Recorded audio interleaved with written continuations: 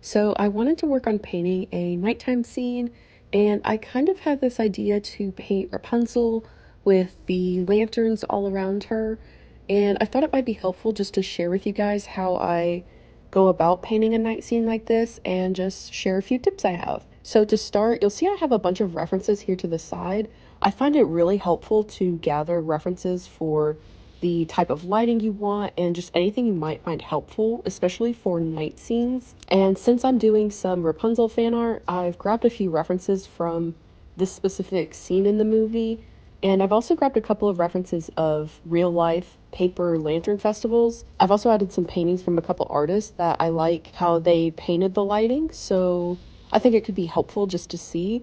I think it's good to have a variety of references like this just to give you plenty of sources to pull from. So I'm going to start by laying down my base colors instead of trying to paint the colors that you think they'll look like at night. What I've found to be easier is to start with laying down all of your base colors, and then once your base colors are down, you can create a new layer above all of the colors and set that layer to multiply. And then I'm going to pick a sort of bluish color and just drop it into this layer, and it's going to cover the entire canvas with this blue shadow. So because this is a multiply layer, all of the colors underneath are affected too. Automatically gives, it looks like everything is in like a bluish shadow. Super easy, so this way you don't have to worry about what colors should look like under like a nighttime lighting. You've already got it kind of set up. So once we have this like basic shadow down, I want to get some basic lighting in.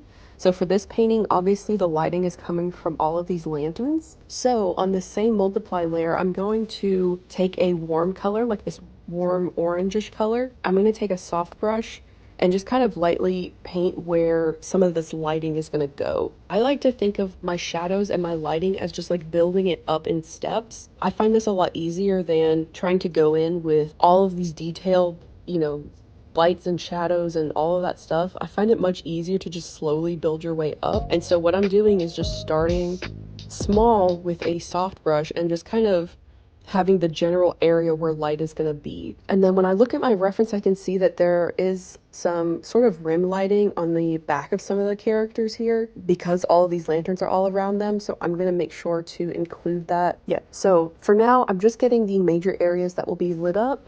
And you don't have to go super intense, bright lighting yet. We'll get to that. Once we have that done, I'm going to start adding in some harder shadows. So I'm going to create another multiply layer and just use this layer to start adding some more defining shadows. These shadows don't have to be perfect. I'm sort of just trying to lay the groundwork for whenever I start to render, because whenever I render, I'll be able to clean up a lot of these lines and shapes and make them how I want. But for this stage, all I want is to just get like the right colors and the right generic areas defined, and then I can go in and give like sharper detail later. And once I have my hard shadows down, I'm going to do the same thing for the lighting, but instead of using a multiply layer, I'm going to take an overlay layer. So I'm going to take a sort of modified round brush and just start laying down the lighting with some harder edges also. You'll see that in the side here, I pay a lot of attention to this painting by Sam Does Arts because the lighting is kind of similar to the painting that I'm doing, and I really like the way that Sam does like lighting. I find it really helpful to find a similar scenario and use it for inspiration. So yeah. And one thing that I'm trying to keep in mind as I'm painting, and especially when you're doing nighttime paintings, a lot of times you can get a really cool effect if you kind of play with the contrast in the warm lighting and cool shadows. So this is sort of goes into like color theory, but basically if you have all of these yellows and oranges, these bright warm colors for your lighting, and then you have these cool blues and purples in your shadows, it helped create a very nice contrast that's like nice to look at. So I'm mostly done with the groundwork for my lighting and shadows, so I'm just going to start to render my painting, and yeah, I'll check back in with you guys. Okay, so I've pretty much finished up on this painting, but I just wanted to quickly show you guys my layers and kind of how I got to my finalized version. A lot of these layers are literally just normal layers where I was rendering And then every once in a while, I like to create a new layer while I'm still rendering, and just so I can turn it on and off, just to make sure I like the progress. And then if I don't, I can just delete that layer. I do have a couple of layers here that you'll see where I've added a multiply layer, and it's just to darken the edges and the bottom of the canvas mostly.